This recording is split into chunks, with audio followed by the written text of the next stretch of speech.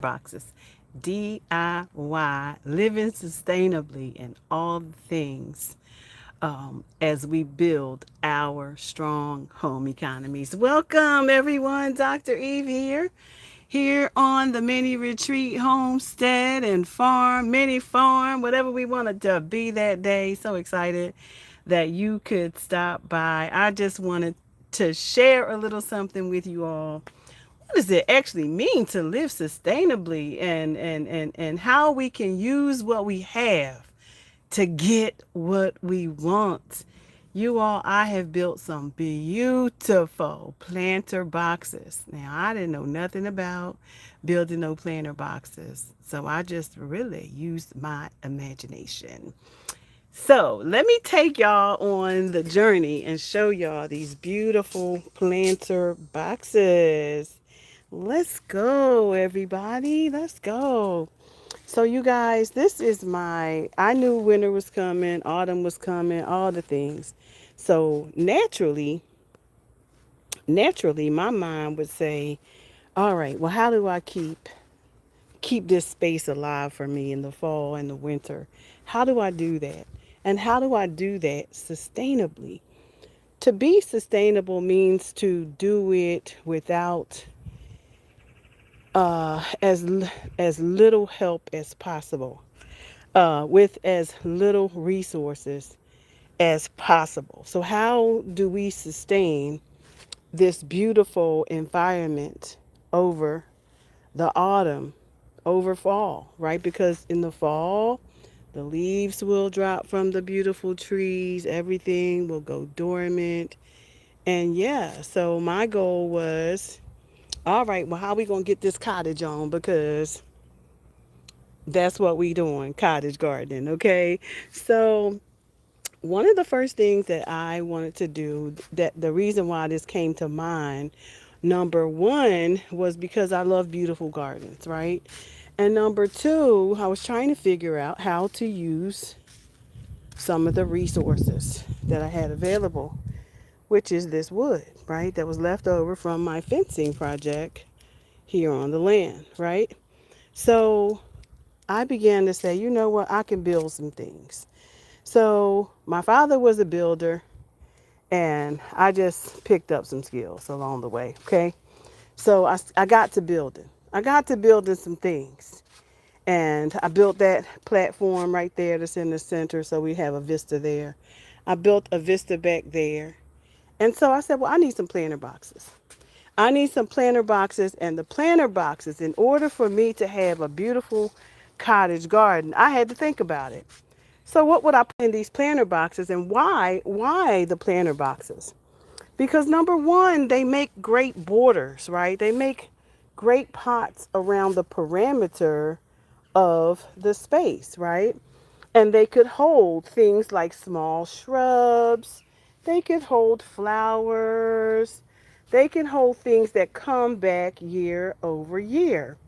So, so building these planter boxes allowed me to be able to put some beautiful shrubs in place that will come back or be here for the winter, for the autumn and the winter. So these two boxes I built myself. They were very easy to build. I used a 13 and a half measurement for these little planks right here. 13 and a half. Oh no, these 13 and a half by 11. No, 11 and a half by 13 and a half. 11 and a half by 13 and a half.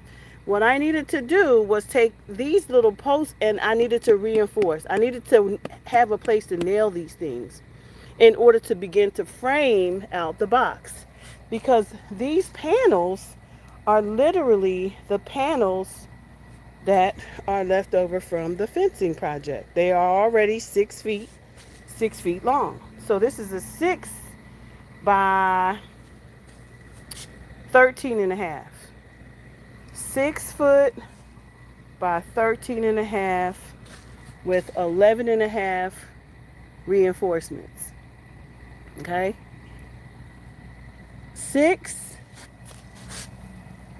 by 13 and a half by 11 and a half reinforcement.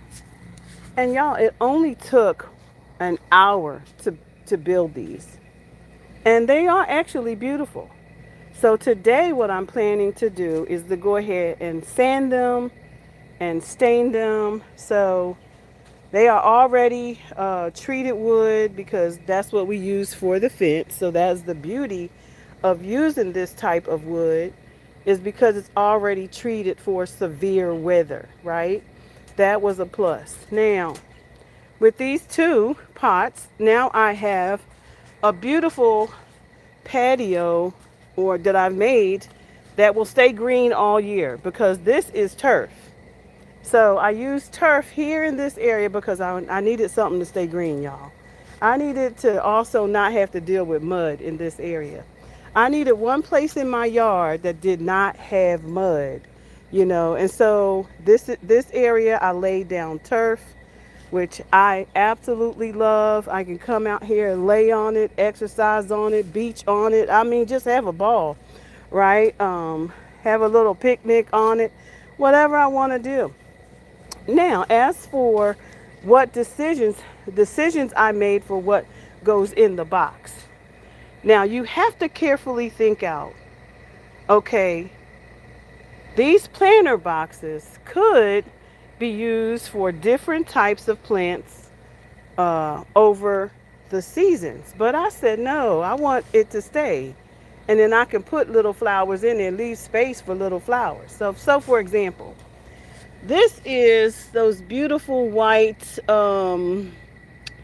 God, what do they call these? It's kind of like, these are 18-inch shrubs, and they have white flowers on them that smell really, really good. So they only get 18 inches tall, which that was a good decision. And they can also be in the sun. So you have to think about what you're going to plant in the box. Now, so I took four of them and planted them here. They're gardenias. Gardenias, that's what they are. 18-inch shrubs that are gardenias, and they have the most beautiful blooms that are white and they smell so good. Now, in between them, if you want to add seasonal flowers, you can add seasonal flowers. These are pansies. Pansies go all the way through the winter. They're beautiful colors. So this box is going to be full of radiant colors in the fall and the spring because they will go, these pansies will go all the way through to the spring until it gets really, really hot. They don't like really, really hot weather. Now, right behind it are also some shrubs because I like tall, right? These will get tall, so they will kind of build in a border for this space, which is what I really, really want, is a border that separates this area from the main garden, right? So these will have beautiful white leaves on them, white blossoms on them in the spring, but I'm actually going to get early, early blooms. As you can see, they are preparing right now to bloom. So they're going to, and these will get tall. And so I'm going to put these in the ground behind it because I want everything to have the solid ability and access to the soil. Now, you asked me about access to the soil. In this box, what I did before I put the soil in, I cut through the fabric. I cut through the fabric and removed the fabric so that these can also grow into the soil. They'll have a way to grow and maximize their ability to grow into the soil. This over here is just a giant, um, what do we call these flowers? Marigolds. Everything got giant over here for some reason, except for this peach tree. Now, this peach tree did bloom this year. It did bloom, and I'm sure it'll get taller and taller.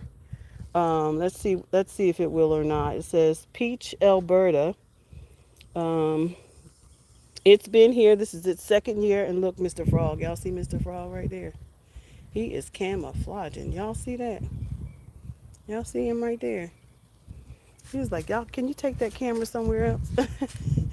So I'm going to put right here though today I'm getting ready to go get a rose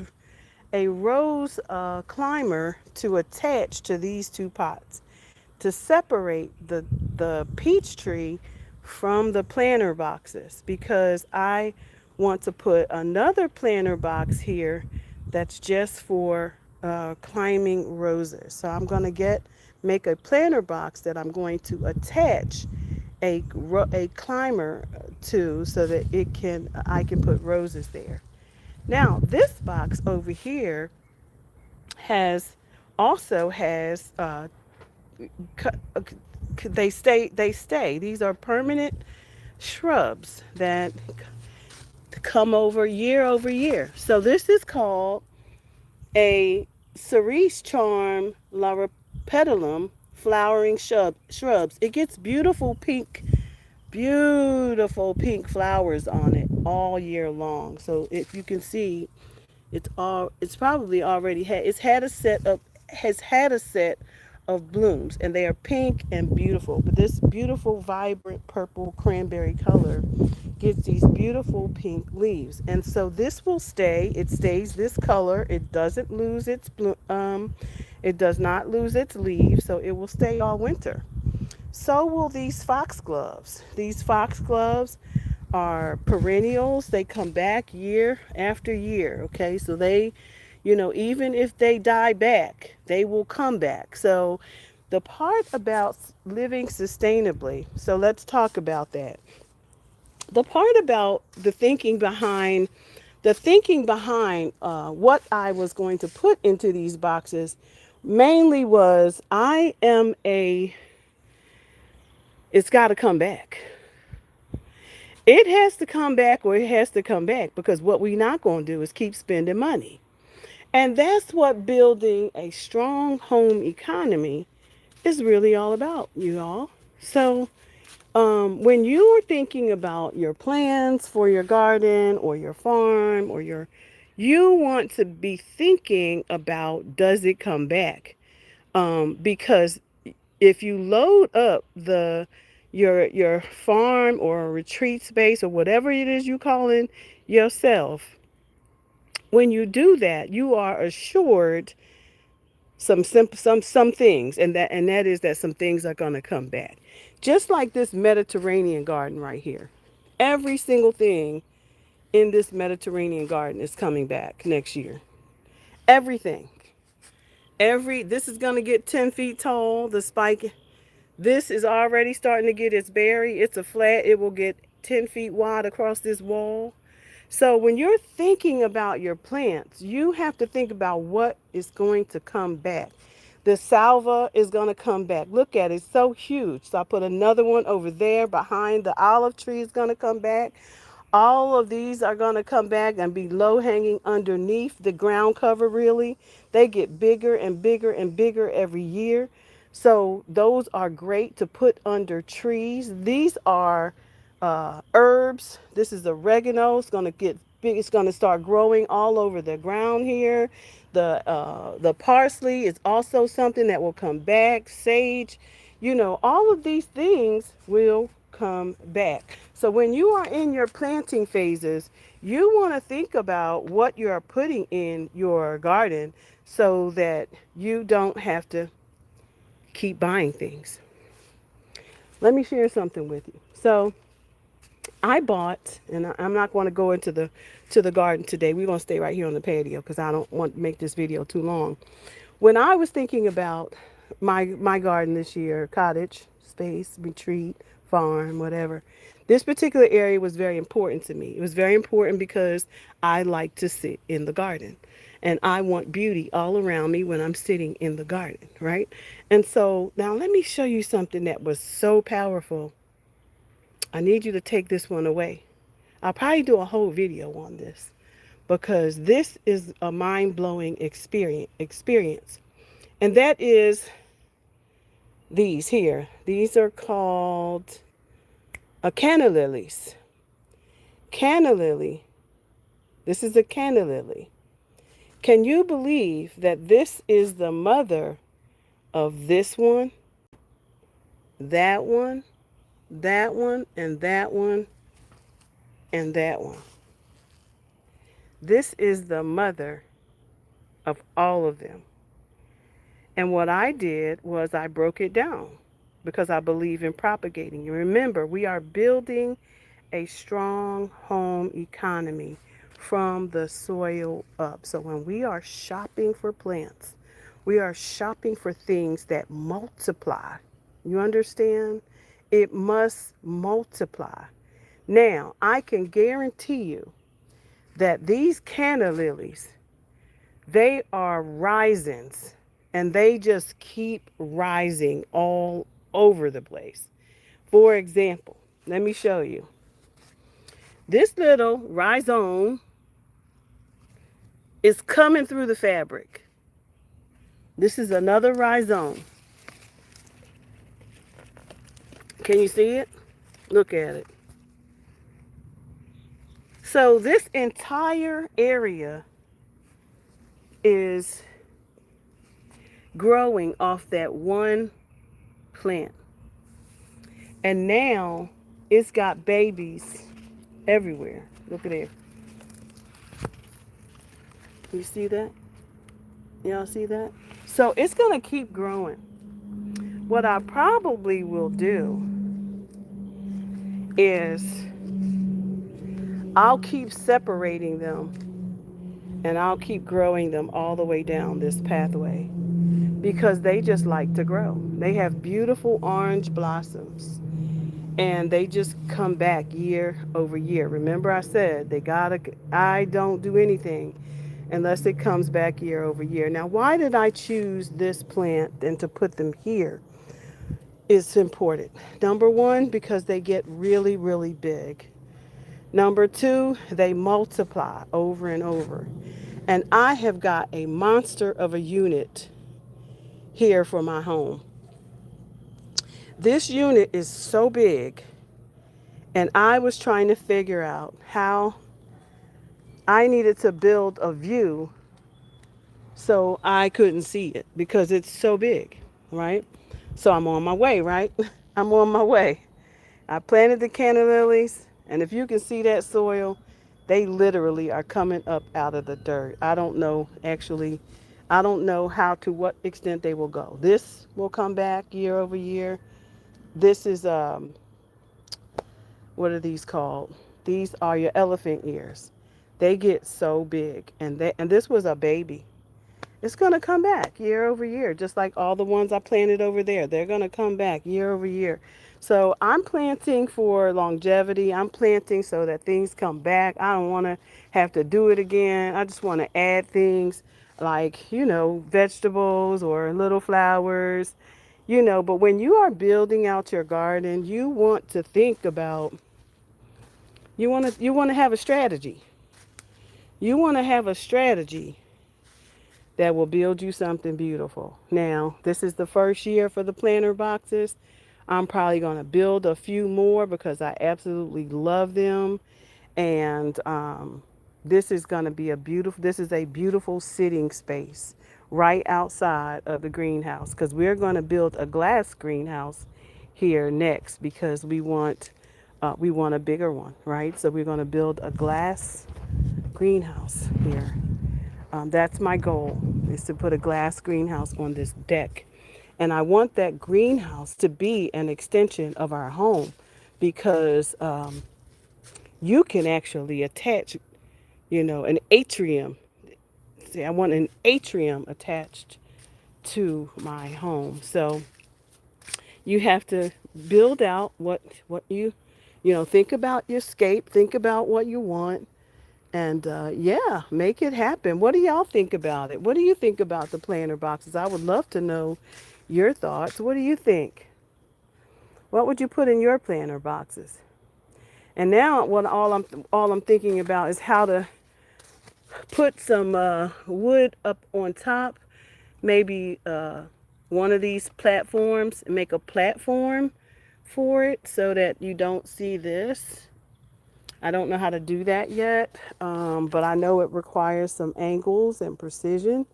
So again, all of these things come back. This is a kiwi berry. We're just going to leave in this pot. We're going to give it a trellis to grow on because it's going to get big and it's going to start growing. And so I'm going to put an arch here so that it can grow on. I'm going to put an arch right here so that the kiwi, this, can just grow right here on this archway. I think that will be really, really pretty. So that's the goal. And to put the trellis for the roses here, because it's a rose that grows whether it's cold or winter, spring, summer, or fall. So very excited about that. I also have an elephant ear plant back there that I'm thinking of putting in this pot as well because it could probably fit really nicely right snug a bug right here. Who says it can't, right? It's your box. You put whatever you want to put in there, right? So I'm thinking about that because they all come back. And how about that? Like these aren't going anywhere, but imagine the other ones coming back. So I'm going to probably build a couple more of these for this area down here. I'll take you on the walk. Like I said, we're not going into the garden today. It is growing. The vegetables are growing. We've got lots of plants out there. We'll talk about that on our fall tour. But I'm going to put two of them here. I'm going to put two planter boxes, one on each side of this deck right here, so that I can put plants here as well. So that's a way to build upwards, and for me, building vertically is key at this point because that's how you maximize the use of your garden. So like this one is just it's got cover under it, so it's I built it safely now so that it doesn't keep growing lots of weeds. My biggest thing was making sure that I don't have to deal with weeds because I am 62 years old and I don't want to be bothered with weeds. So that may not be somebody else's story, but it's mine.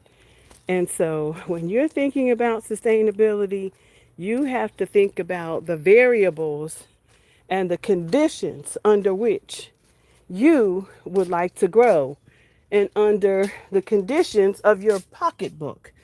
Because, like I said, on this channel, we're talking about living well sustainably. What can you sustainably, right? And sustainably means you have to be strategic, right? In that center platform back there, I'm also going to be building on a center shelter, like a table within the the platform because I want solar panels out there. I want to have a place where you can sit and work. That was a dream of mine, where you can sit and work, and when you don't have any utilities, you at least have a flexible panel that could hold, your solar panels. That is why it's in the center of the garden. So I have a lot of thoughts in my mind of how I wanted this retreat space to be, and so it's coming together bit by bit. And so today I'm going out and grab some of the climbers, and also see if I can go ahead and put together my arch for that entrance over there. I want an arch at the beginning of the garden here. You could have them anywhere, right? You can build these arches anywhere. And that's the beautiful thing about gardens is that you can build upward, right? There's so much sky, baby. There's no limit on the sky. You can just keep on growing. So I'm super excited about this project. Let me know in the comments what you think about the DIY beds. I'm about to go and get me a little a hand sander and start to paint my boxes because I want them to be. Actually, I wanted that redwood that I have for my porch. So that actually might be the color, but I'm going to not treat them because it's already treated wood, but I'm going to stain them first and then paint them that I love the red color. So let me show you that color and you tell me what you think. Um, so this red color of my porch is beautiful. I painted this a while back because the carpenter bees don't like them, but the carpenter bees also come for your wood. They will eat the wood, they will build tunnels inside, and they will take over. They will make this so that it is hollow and fall down to the ground. So I stained it, and then I painted it this color, glossy red, so that it would last. And I love the way it turned out. Um, what do you think about that color? Do you like that color? Did y'all notice the lettuce in the pots? Did y'all notice the lettuce? This shaded area, I'm growing my lettuce in these pots. Yeah, so this is another one. This is actually a pansy. I'm probably going to put a lettuce next to it, but we're not doing food touring right now, okay? We're not doing food touring. So what do y'all think? Do y'all like it? I love it. So I find so much joy in showing and teaching others how to maximize their dollar when you are thinking about your grow space. Um, we don't even need you don't even need all of this land to grow food because you have these planters. You grow right out of them, right here on the patio. Is that sustainable for you? Perhaps. One of the things that I think is the biggest deterrent for individual barriers to living well is thinking too much about it, like thinking about what it takes versus starting with one seed, one pot, one plant, one plot. That is my theory over here. One seed, one pot. Oh, look at that beautiful butterfly. Oh my goodness. Oh, I need my camera. It is so beautiful. Let me see. Let me see if you can see it. Let me see. It's getting some nectar, baby. Oh, it's flying away. Oh, but it's going over here. Let me see if I can capture it. Oh, nope. This is the pollinator garden right here, y'all. I intentionally keep one with all flowers in it for the pollinators, for the bees. There's so much beauty out here. There's so much beauty. And then I also think about another thing that I think about when I am strategizing what the garden will look like over autumn and winter. I also think about which of these trees or berries will have leaves on them, and none of them will. So when I am placing things close to me for the beauty, I don't want them to be bare, right? I don't want any of my deck planting planters to be bare. I don't want them to be, they can't be, because I need to see the beauty of them. I need to see them blooming. I need to see them growing. And so I was actually going to put I had kale on this wall right here. And I was actually going to put my petals, these over there, but they get so big. They get so big that they would shade this out, right? And this little miniature garden I put here, I don't need anything shading it out because it's literally a place where when we finish with this ground, which is going to be like tables and chairs and umbrellas and just a beautiful place to sit, when we finish with that, we want a focal point for the garden. So we want to have beautiful flowers here that people can see. So even these blackberries, right? These blackberries may be, you know, an added value.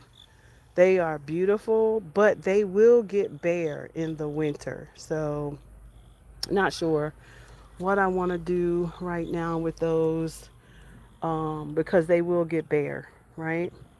But nevertheless, they could get bare, but what could I put down there underneath them that would still give me beauty, right? So that's how I'm thinking right now. How can I mix the food in with the beauty, the flowers, the floral, the blooms? How could I mix them so that they are together?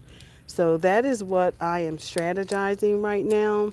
But make sure if you have a little small, get you some patio tomatoes because they actually can keep growing all year long if you put them in